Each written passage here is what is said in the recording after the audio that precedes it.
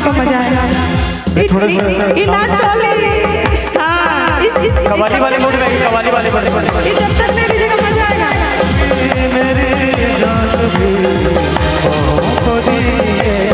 थोड़ी फुर्सत भी मेरी जान भी बाहों को दीजिए, थोड़ी फुर्सत भी मेरी जान भी बाहों को दीजिए। आज की रात मजा हो आँखों से लीजिए, आज की रात मजा हो आँखों से लीजिए। वक्त बर्बाद नहीं बात की बातों में कीजिए, वक्त बर्बाद नहीं बात की बातों में कीजिए। आज की रात मजा हो आँखों से लीजिए, आज की रात मजा हो आँखों से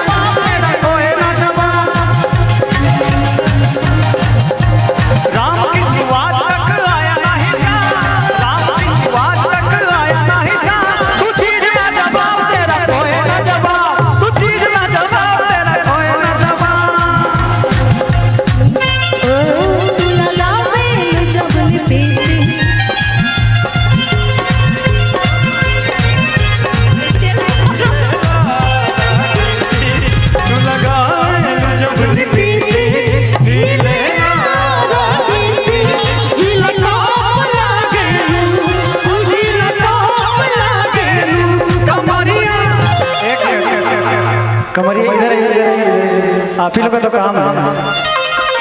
सब लोग इस कमर पे दुनिया फिदा। एक साथ कमर चलेगा तो ज्यादा अच्छा, एक साथ आना चाहिए। ऐसा गाना एक चलावे के ऐसे ऐसे ऐसे हो जाएगा। बिल्कुल अब देखते हैं किसका कमर ज्यादा है। वो अलग दिशा में बहुत तारीफ संभालिए आपकी मैडम। नहीं मेरी मैडम नहीं है। अच्छा आपकी नहीं, अच्छा इनकी है। हम अभी शुद्ध कबारे हैं। गोनू मामा के बारे में। मामा जी संभालना है आप ही को।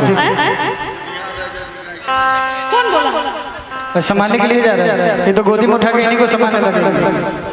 सच में हमको तो नहीं लगता।